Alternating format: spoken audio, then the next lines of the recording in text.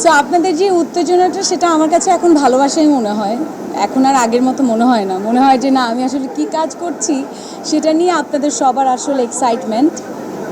So ভালো লাগছে যে এই অ্যাওয়ার্ডটা পাওয়া, কারণ এটা হচ্ছে ঘুমপড়ির জন্য পেয়েছি। ঘুমপড়িটা আমার সব কাজই তো আসলে খুব পছন্দের কাজ, বাট ঘুমপড়িটা হচ্ছে বলবো অ্যাক্টিং ক্যারিয়ারের অনেক স্মরণীয় একটা কাজ। বিকজ আমার আমার যে ডিরেক্টর জাহিদ প্রীতম যখন গল্পটা বলছিল তখন আসলে আমি একটু কনফিউজ। আমি ওর গল্পে কখনোই কনফিউজ থাকি না, I am so confident about like Jahid Pritam. But থাকে না যে গল্পটা এত হাই থটের ছিল, মানে আমার বুঝে উঠতে একটু ডিফিকাল্ট মনে হচ্ছিল। বাট যখন কাজটা সবাই মিলে কষ্ট করে করেছি আর যখন আউটপুট পেয়েছি তখন আসলে সার্থকতা। অসুস্থ হয়ে গিয়েছিলাম অনেকবার ঘুমপড়ি করতে গিয়ে, অক্সিজেন সহ ছিলাম। বাট হ্যাঁ, ঘুমপড়ির জন্য অনেক ভালোবাসা পেয়েছি। So thank you so much.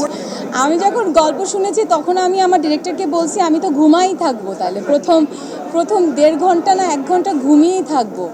But না, আমি বলবো অ্যাক্টিংয়ের জায়গা থেকে this is the most difficult performance.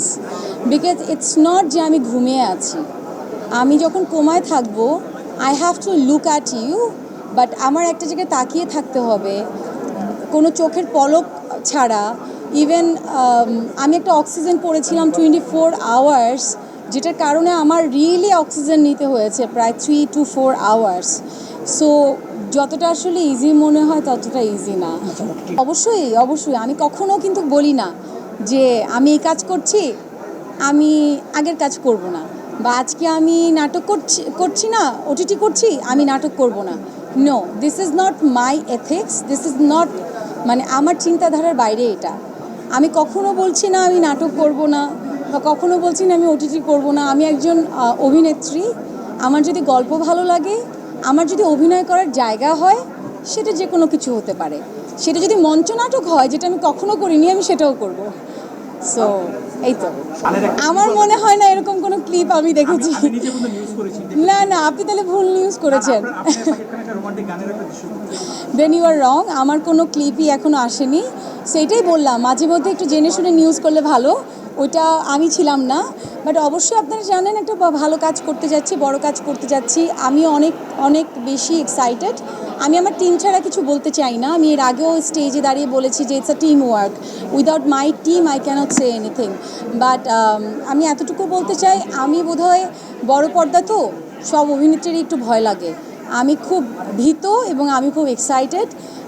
আমি চাই আপনাদের সবার দোয়া এবং আপনাদের সবার সহযোগিতা, যাতে ভালো কাজ দিয়েই তো এখানে এখনও দাঁড়িয়ে আছি। ভালো কাজ ছাড়া কিন্তু লাইফে কিছু নেই। সো ভালো কাজ দিয়েই থাকতে চাই।